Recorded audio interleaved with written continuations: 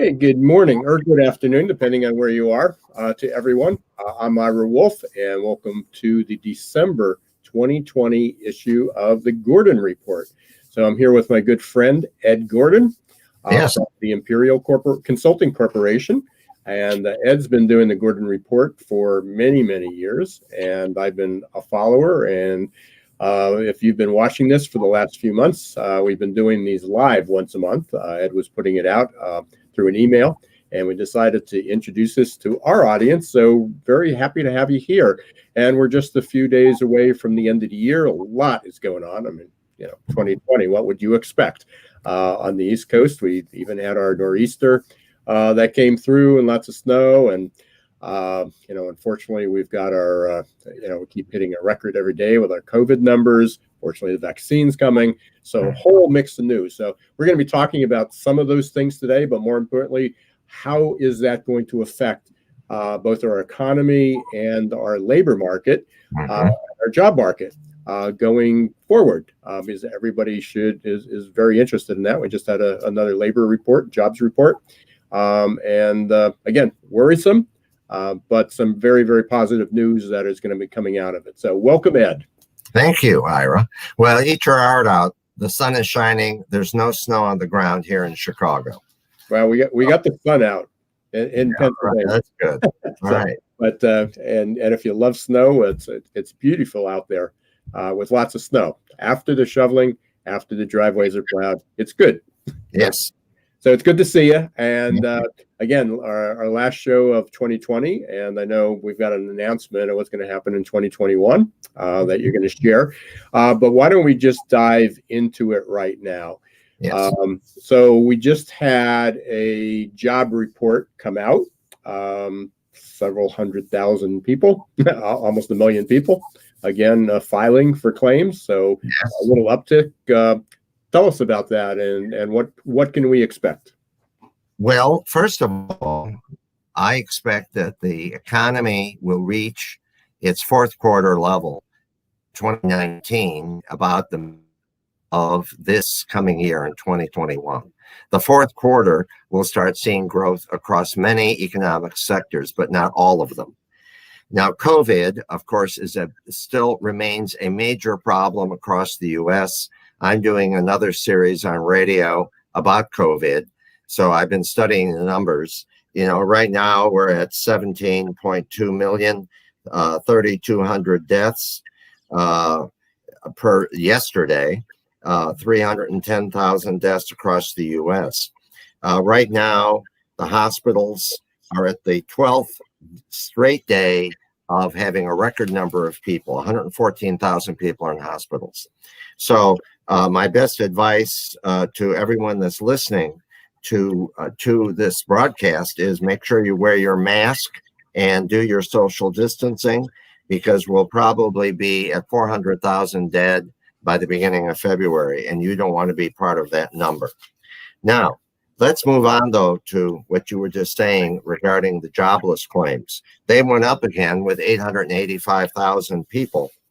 And the unemployment rate numbers, as I've told this audience many times, that the Department of Labor issues simply isn't very realistic, because we have so many people have just thrown in the towel in terms of looking for a job. Right now, our best estimate, the real unemployment rate number is not 6.7%. It's somewhere between 16 and 22%, because you have 1 million people now have actually given up looking, over 1 million, I'm sorry. And right now, you have a total of 100 million people who are no longer counted. Maybe about 60 million are retirees, though some of those want a job. And even if we take out the retirees, we take out people who are very low skilled and have very weak job records, you still have another 25 million people out there who would work if someone would do some job training to fill the job, because you have a large number of people from the Department of Labor JOLTS report, about 6 million people there are job openings for, 6 million vacancies. And I always look at that number as a little too low. I think the number is more between 9 and 10 million vacancies, and that will rise as the economy begins to open up. So overall, you have, when you take the 10 million people, 11 million that are officially unemployed, and the 25, 26 million who would be employed if someone potentially would train them, you have around 36 million people out there who really want to work. And that raises it to a much higher unemployment level. And the problem, of course, remains that companies aren't training. And that's one reason why people can't get the jobs that they want. And training expenditures fell for the third year in a row. Companies cut their training budgets, which you would think is somewhat counterproductive when you still have all these vacant jobs. And what, of course, we see is that primarily professionals and office workers are having the greatest success in getting jobs. And about 40% of the employers, of course, are letting them work at home. But the people that are the hardest hit, of course, are the people that have the least education and training. But industry, according to many reports that I get, next year there will be growth in various industries. Even hospitality will start experiencing growth again as the economy begins to open up. But there are certainly shortages in health, financial services, manufacturing, and education. And all of those areas will see more hiring next year. So that's it's interesting that you mentioned. I mean, healthcare. Obviously, we're there. You know, in fact, I just reconnected with somebody I interviewed back in March. Yeah, and it was very, very early on in this. We had no idea where this was going to go, and we talked about even burnout and PTSD among healthcare workers. Yeah. So again, there's a shortage already. There's a shortage. Even if we had a booming economy, we had a shortage, and for many reasons. But now we're going to have people that, one is they're just going to need to take a break. They've been going 9 months nonstop, and probably for another few months they'll be doing that. So again, widespread shortages in healthcare. For sure, and that's pretty far-reaching. It's one of our biggest employment sectors. Yeah. Education, I expect we're going to see a lot of turnover, you know, in that too. People moving in and moving out. Well, right now they can't get enough substitute teachers because many of the teachers fear without a vaccination they might get infected from children or adolescents, particularly adolescents in high school. Well, a lot of them are home. I mean, a lot of them are home doing, you know, I mean, they're basically they are teaching it, but they're teaching. Yeah, they're teaching their own kids. That's right. You know, at home. And in the health area, the labs, people complain they can't get lab test results fast enough. And that's because going into COVID, we had a shortage of lab technicians. And now many have retired or they're burnt out, and they can't recruit enough lab technicians. So, and that's only one area. The nurses, the doctors are overwhelmed.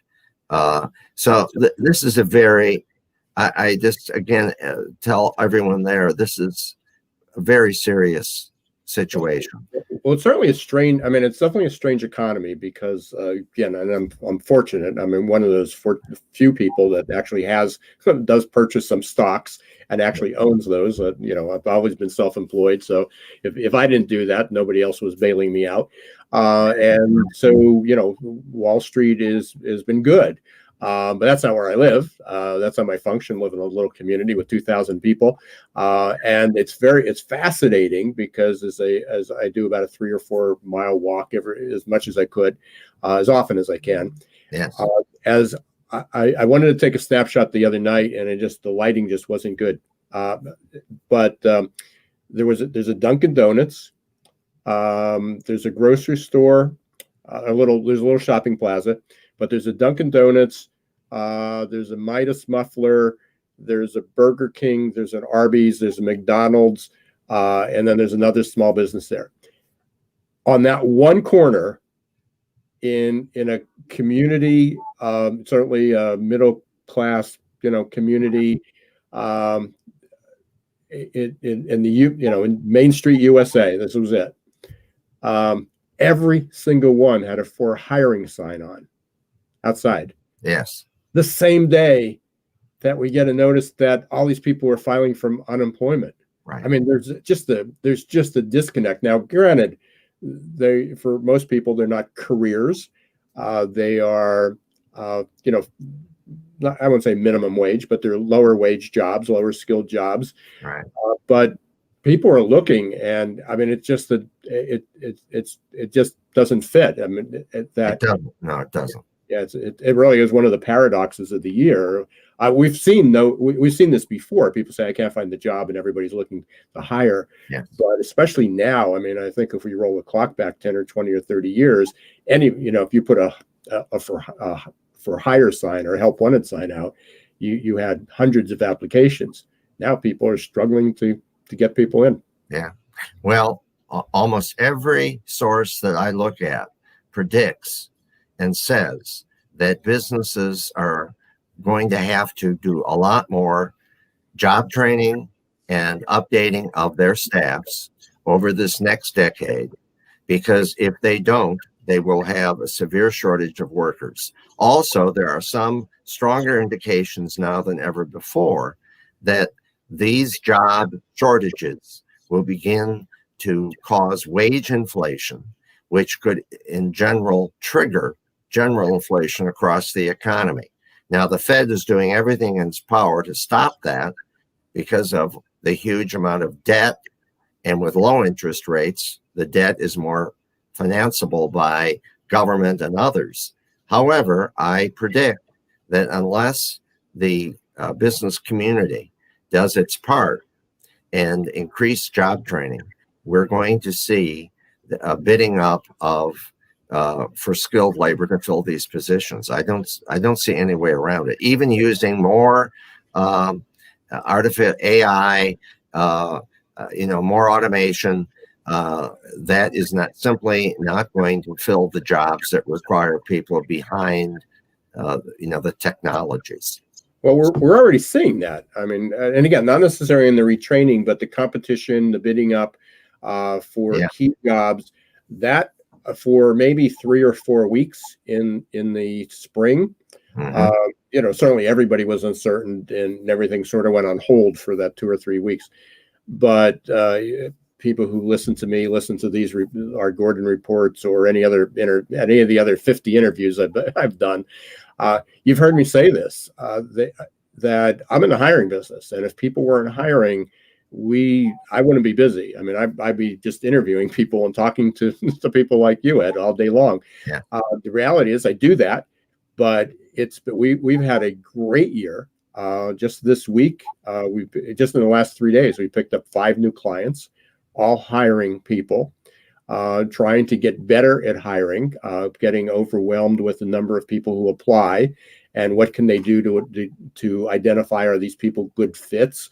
So there definitely is a positive upswing. So we get this 6.7 unemployment, well underestimated. It could be, as you say, as high as 15%, 20%. It could be much higher. And then at the same time, you hear businesses saying, we can't find the people that we need. And you've been talking about that forever. That was future jobs, of what the gap was going to be. There was going to be many more people available to apply for low skilled jobs, but there's going to be more skilled jobs than there were labor to fill that. That's right. The 2020 just didn't make that true. It just accelerated that. But you and I have been talking about that, you more than me, for decades, actually. For decades, that's right. And now it's really what we are predicting is really going to occur now. And what we see as well as I'm doing the research now. We'll start with your program in January. We'll start talking about Job Shock, which is the series of papers that Imperial will be issuing on the labor market. And we see the regional efforts by organizations to set up better collaboratives in their communities to address this. And we see individual companies now starting to do more training of their employees, setting up more apprenticeship programs. And these are all positive things. The difficulty is to systemically do it so it has a real impact on a regional economy.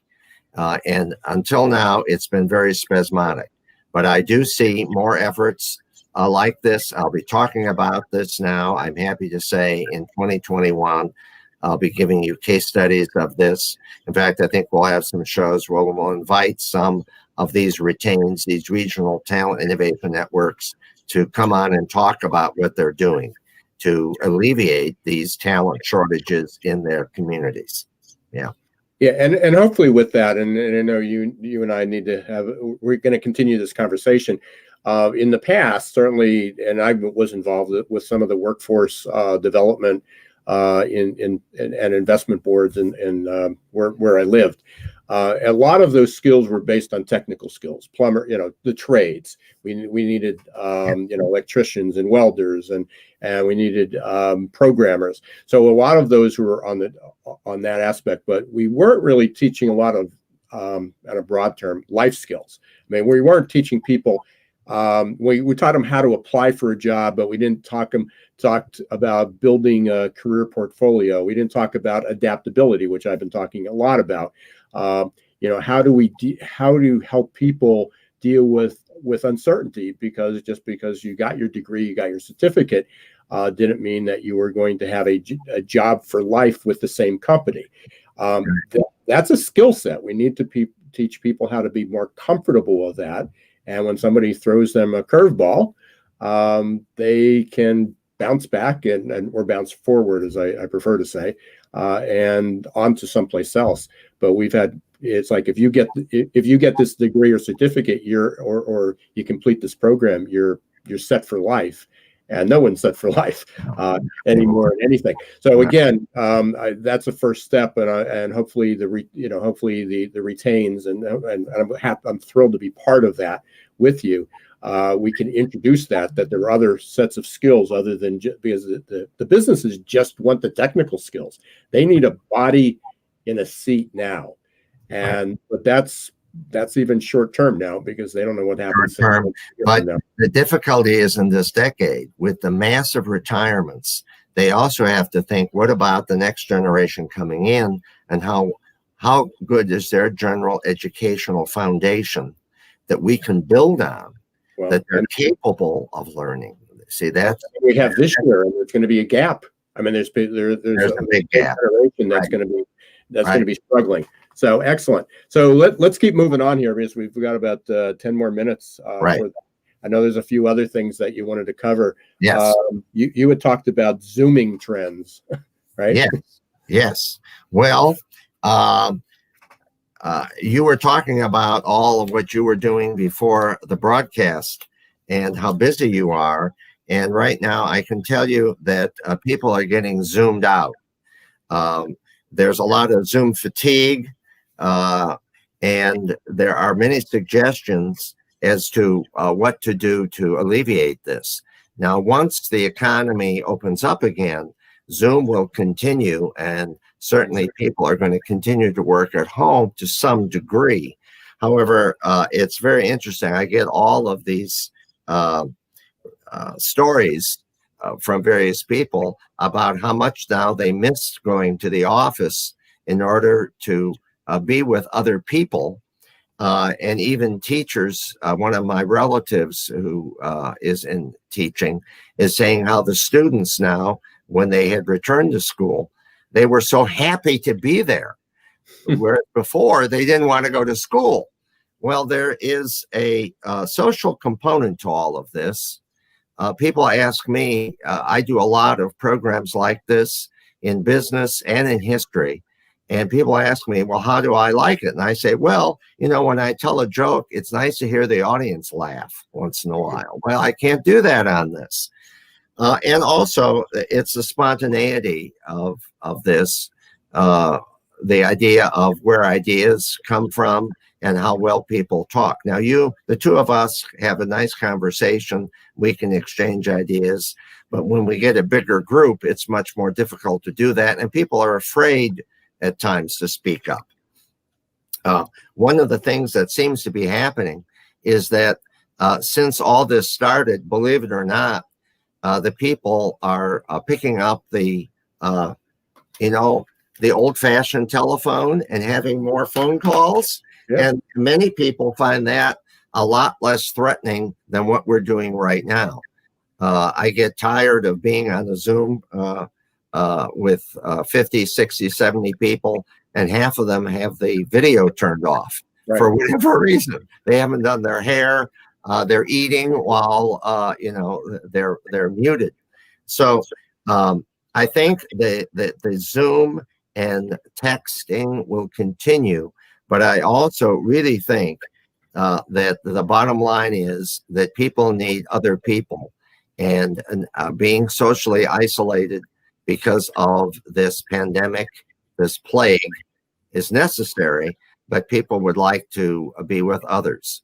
Though, I've worked at home for years and saved thousands, tens of thousands of hours not commuting, except when I go out of state, basically, or I live in downtown Chicago, so I can meet a lot of people right near where I live. Maybe that's how I've been able to write so much and do so much research work, because I can spend my time doing that. But let's talk about the other issue, and that's e-learning. Students now have been thrown into e-learning big time. How effective is it? Well, I can tell you from the studies that have come out thus far that for children and adolescents, the degree of learning, and a large part of my background is in learning theory. And the key always is, it's not how the bells and whistles look. It's when you get all through with it, what did someone learn? What's the outcomes? The outcomes have been pretty lousy, folks. In fact, before we had too many children who don't get to fourth grade reading when they're in fourth grade, or when they're in their eighth grade, they're still reading at the fifth grade level, or when they come out of high school and they graduate, they're still reading at the eighth grade level. Yeah, one of the necessary courses at community colleges was remedial reading and remedial math. Well, not just, there are major colleges and universities that I've been associated with, which I will not mention, because huge numbers of their students are in remedial reading, math, writing. They're not good communicators. To pick up the phone and have a conversation without a script, they're terrified to do it. They don't know. In fact, one of my students said to me, hey, Ed, someday you have to teach me how to have a conversation. Okay. But Ed, I will tell you that people carry that throughout their careers, because I'm sure you know your share. We're about the same age, but we know our share of people in our 50s and 60s that are still in business and still can't communicate. Right, correct. Well, they're afraid to it. And a lot of people like to hide behind all this technology, saying they're too busy with their instant messaging and Zoom and this and this and this to actually pick up the phone, make a call, and make a decision, share information, have a real conversation, and go back and forth, okay? That has never bothered me. I am a entrepreneur as well as an economist and educator and historian. So that's maybe my gene pool is crazy. I don't know. But let's talk about the effectiveness of all of this. How effective is e-learning? How effective is classroom learning? How effective is getting a degree or certificate online all by yourself? Part of the problem is you go online and there's a flood of material out there. You all know that. To get a certificate, to learn something new. And some of it is of high quality and some of it is garbage. In fact, a lot of it is of very low quality. I have too many case studies, too many stories again, and too many studies have been done talking about the low quality of a lot of the material out there. Secondly, what's the best way to learn, Ed? Well, the best way to learn usually is a mixture of classroom and some form of media online. All right. Why is that? Well, there's a social component of learning. People do need other people. Does the teacher, professor, trainer make a difference? A lot of times it does. Sometimes they're not very well versed in their own fields and they're not very good teachers. But pure learning all by itself requires a great deal of motivation, organizational skills. You've really learned how to learn, and you're going to be very perseverant. Well, about 10% of the adult audience fits those things. The rest need help, motivation, other people, even with chat rooms. And a lot of the professors, some are great. I know people who love to do e-learning. It takes 4 times as much time for a professor or a teacher to present a course through e-learning as it does in the classroom. I have news for you. They don't pay you 4 times the amount to teach the course. All right. So what does that mean? Well, that means that some people cut corners and they really don't prepare very well, or their information is really not really up to date. So what do I expect to happen in the future? Well, I think the e-learning is here to stay. I think some people will get degrees and certificates that way. But I also believe that the majority of companies and the majority of students are going to still go and have classroom learning components. Blended is best. And when I was a child, they started with film strips, then they had movies, then they had videotapes. And at each level of that, they predicted what some are saying now, that would replace teachers. And it never did. It was used as a tool. It was used as something to enhance the learning. And it's valuable. It's useful. Same thing with this. If I had some visuals throwing up data here, a few slides, we could do that. Mm-hmm. But Ira and I thought it would be better to have a real conversation and talk to you rather than bombard you with a bunch of statistics and graphs. And we'll get to that if somebody wants those slides or pictures or images. I know you're always very open to have people chat with you. Well, right above my head, yeah, and right above my head is a book. It's called Future Jobs, and there's a lot of information in there. And when we do next month, I'll have some slides and graphics when we start talking about job shock and the pandemic and the whole 2030, where we're going to be by 2030, what this decade holds. And scrolling across the bottom is your website, imperialcorp.com.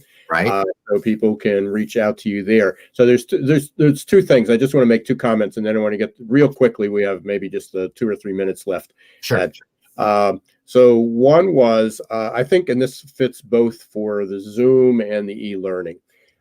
People were thrown into this. These were trends that were going to happen. We talked about it. Video conferencing, has been on the table for years.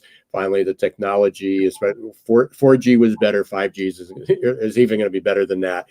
It's going to be revolutionary as far as the bandwidth and the speeds and what we're able to do with it. But people literally were just thrown overnight into how do we do all this? I think as we get more comfortable and we recognize that, yes, it's more. We need to socialize. There's no question. We need to be physically in the same room. But as we become better communicators, as we teach people how to use some of these technologies, that also works. So part of it was a technology problem. Part of it is that we were inexperienced on how to do it effectively. How do you put a whole team on? How do we communicate? How do you engage people? Even teaching my class, which crosses over to the next point. One of the suggestions from one of the students was, I just completed my class the other night, was did I ever consider doing simulations? And again, we had 8 weeks. We were sort of, I wasn't sure until weeks before whether we were going to be virtual or classroom. But they talked about using simulations, and there are simulations out there, which would have been a great idea to be able to enhance that. So some things we're just doing on the fly. But again, micro learning, an hour lecture in a classroom can't be done the same way online. It's got to be broken up and into micro pieces, and you're much more of an expert on learning methodologies than I am. But again, I think some of it we were just thrown, overnight we were thrown there. We did remarkably well for what we had, but there'll be a lot of improvement. But I do agree with you. Zoom video conferencing technology is definitely not going away. Learning is going to evolve. Last thing we want to cover, and again, real quickly, you talked in a note that you sent me about the EU, Right. European Union, U.S. reboot. Give me your comments on that before we. Well, I think with the new administration coming in, I see the United States rejoining other nations in economic issues that are vital to the interest of the United States and to our businesses. I expect that globalization, lower tariffs, the more free movement of people between countries. Now that we hope that the UK and the EU are going to come to an agreement so that England won't be damaged by Brexit. And here in the United States, of course, on one end, the Trump administration has tried to raise a number of barriers, even trying to prevent skilled, well-educated foreign students that in our graduate schools to take jobs. Now, I think that will, a lot of that will vanish. However, I will say this, the issue of hiring a foreign graduate student versus an American US born person and paying them less money, the difficulty that your clients are going to have and that business has in general is that we do not have enough knowledge workers worldwide. And the U.S. has relied upon importing foreign labor, whether they're paying them less or more, in order to fill the huge gap between jobs and skilled people. Now, the whole world is short these skilled people, and that is going to be exacerbated throughout this decade as the fourth industrial revolution continues to drive up the talent requirements. And even though companies are trying to automate, eliminate jobs, low-level, mid-level jobs, it still takes a brain behind the technology to do the work. And we're running out of people who are well developed in a particular discipline. So what I think will happen is, I think the U.S. In the post-Trump era, we're going to be better off. I think the economy will be better. I think trade wars will be cooled off, though I do expect we will continue to fight other countries that try to steal our intellectual property. I think you will see legislation to break up monopolies, whether they are in the area of intelligence, AI, or other areas of commerce. And one of the other closing factors, a positive sign, is that a lot of people who have been laid off have now started their own businesses. So we see a rise now in entrepreneurship, and both of us are entrepreneurs. So this is surprising. And I brought this up in my forecast, and most people don't recognize this because all you hear is the bad news. Yes. In between January and September of this year, there's a 12% increase in the start of new businesses, that not just home businesses, 12% increase in the start of new businesses that hire employees. Yes. 12% increase through the pandemic through September. I haven't seen the newest stat, but I understand it was continuing to rise. So again, it just gets buried under the news of businesses are going bankrupt, and yet the reality is there were 12% increase in the number of new businesses that were started. And that's good. That's great. And I expect that's going to continue. Yeah. But remember, you new business owners who are out there, you have to hire people, and you too have a role to play in your communities in helping to prepare students for careers in your industry, as well as training and retraining the people that you hire. Even though you may be small, you can collaborate with other small businesses who may be your competitors, but you're all in the same boat. And don't expect just to poach people from others to fill your jobs. You need to band together so that you have a much more viable business sector for your community in whatever field you may be in. So Ed, we've got to wrap this up. Yep. This is our kind of final, or not our final forecast, but our forecast for 2021. Appreciate you being here. For things that happened, and I always ask, I've been asking a lot of people, what's something that you hope doesn't change as a result of the pandemic? And again, I think people became a lot more authentic and transparent. Because of video. I mean, I just did a video call, and my grandson, my 18-month, walks in, and we put him on the screen. Other people had their cats jumping on the table. So there were things. So we became people, which prior to this at work, you basically had your work life and your personal life, and we didn't get to know people we spent thousands of hours with. So that's something that's going to continue. What's something that you hope doesn't change, or that the pandemic caused that won't go away? I think that what we're going to see in 2021 is people coming out of their cave once they're vaccinated and collaborating and working together to build their business, to build their families, and to better build their communities once again. And instead of having enemies lists and having confrontation, people are going to try to seek to build a vision, a common vision for their families, for their business, and for their communities. I think people are tired of confrontation and angst. We hope so. I think they are. I really do. So, and that's one of the things. I've interviewed lots and lots of people, and I ask them the same question. And, one of the common themes that comes out is that we got to spend time with our family that we didn't do before. So I agree with you that we're going to go back to work. We need to go out and socialize. But I also think that there was a new perspective. I don't think it's just going to go back to that workaholic 78 hours a week and your kids grow up.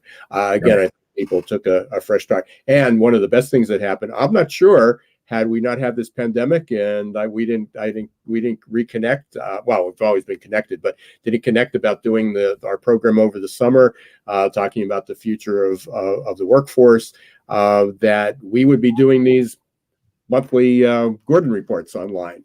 That's right. You're right. Probably a step back of what do we need to do differently. And in England, they started more gardens. So people have been gardening, and 40,000 people have dug up artifacts. In this one group, he just found 800 gold coins in his backyard. Wow. So there's a lot of positive things that happen because of this.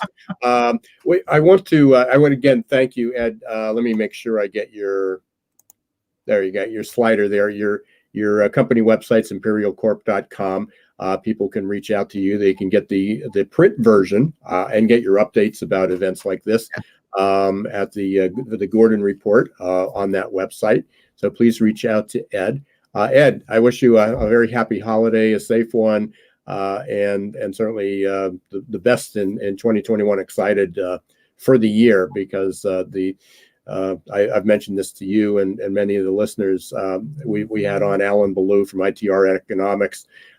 He's got almost a 95% accuracy rate predicting 1 year out of what the economy is going to be, and he and his firm, and the prediction, the forecast for 2021 was very positive, going into 2022 and hopefully parts of 2023. So we've got a lot of good things out in front of us. So rest up. hopefully you'll return in 2021 for Right. the Gordon report and hear about Ed's new the research you've been working on for months, for years probably, but especially for months. And happy holidays to you, Ira, and to all of our participants today. Yeah, I appreciate it. And one final thing, Googleization Nation, hopefully you'll become part of that. It's free. You will get updates about the Gordon Report, about our Geek Skeezers and Googleization show, about some other events that we have planned. So you can join our community at Googleization Nation, and you can download my free book, When the Shift Hits Your Plan. This was the genesis of my Recruiting in the Age of Googleization book, which the first half has nothing to do with recruiting, is just about how fast the future is changing, and 2020 certainly proved that. And pick up future jobs that Ed was talking about. You can get that on Ed's website or on Amazon or any of your favorite bookstores. So until 2021, please be safe, keep your distance, have a happy holiday, and I wish you a very, very happy New Year. Same here.